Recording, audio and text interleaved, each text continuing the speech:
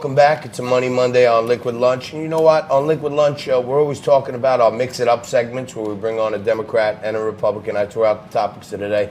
They mix it up. And the main thing, the only rule we have is by the end, we're going to have thoughtful conversation. And everybody's going to shake hands and part friends. And most people I know like that stuff because they're purple people. They're somewhere in the middle. When it comes to ballot access and voter choice, both Frank and I and most patriots want to see as many candidates as possible get easy access to the ballot and voters to have a whole bunch of choices. So in our continuing coverage of highlighting presidential candidates on all sides of the spectrum, Matt Matern joins us today. Matt, you're a candidate for the Republican nomination for president. You're running in a primary against what I think is a very popular president. He holds about 85% of the vote with Republicans. I have to ask you right off the bat, what is wrong with you? Well, I like a good challenge. So, you know, I think that President Trump's leadership is off course. I mean, his moral compass is just off. I mean, we look at that in the decisions that he's made. He's doubled the deficit in the last 3 years. You can look at what he's done regarding our allies in terms of he abandoned our Kurdish allies in northern Syria after they fought with us shoulder to shoulder and lost 10,000 soldiers fighting ISIS. And then President Trump green-lighted ethnic cleansing of our Kurdish allies. That's just absolutely wrong. We don't do that to our allies in America. Mr. Matern, you have a lot of great issues on your website, which I'd like to ask you about.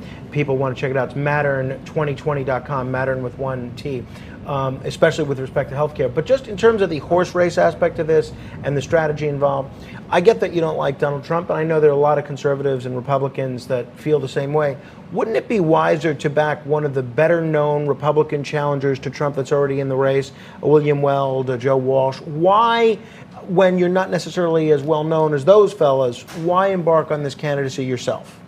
Well, I think the reason that I'm doing it is that I have a different voice than they do. I have different issues that I'm going after. And I think that the public needs a choice. And I'm connecting with voters in New Hampshire, and they're resonating with a lot of the things that I'm saying. I mean, one of the signature proposals that I have is to untax the first $100,000 of income for working families. And I think that's a plan that nobody else is talking about, and I think it's something that we should be pursuing. That was exactly the next thing that I was going to ask you about, since you alluded to President Trump running up the deficit with the help of a bipartisan Congress. He certainly has.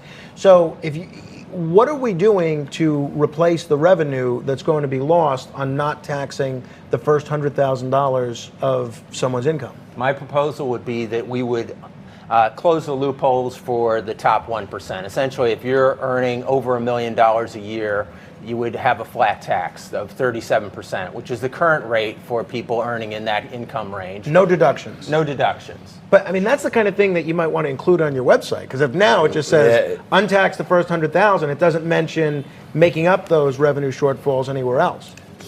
Well, I think we have talked about that, and it's something that is something that we've talked about from day one. Matt, hey, in our last minute here, I want to just hit you with some. We're trying to give everybody a platform, give you a voice. I'm sure it's hard for you to get on other networks, but we're here for you.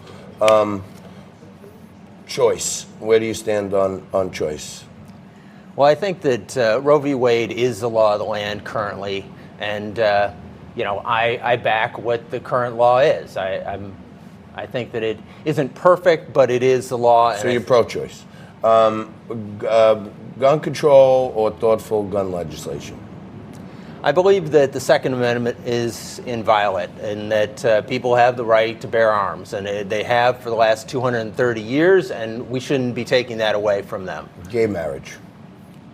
Gay marriage is, again, the law of the land, and I respect that, and I think that it's a good decision. So you're pro-choice, you're pro-LGBTQ. Well, he's pro supporting what the Supreme Court said. But he's not saying he's going to come in and try to change these things, are you? Well, I want judges to follow the law. I've been working in the legal system for the last 27 years, and the thing that litigants want is a judge that's going to follow the law. regardless of where it leads them. And that's what America wants, and that's what we deserve. That's what a justice system is. It's not to put your finger on one side or the other side of the equation to get a certain result. It's to follow the law wherever it leads. Fair enough. Matt Martin, I want to thank Matern. I want to thank you very much for joining us.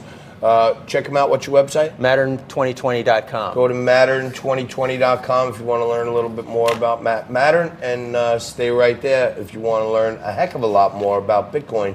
Because the founder of the Bitcoin Center, Nick Spanos, joins us right after this.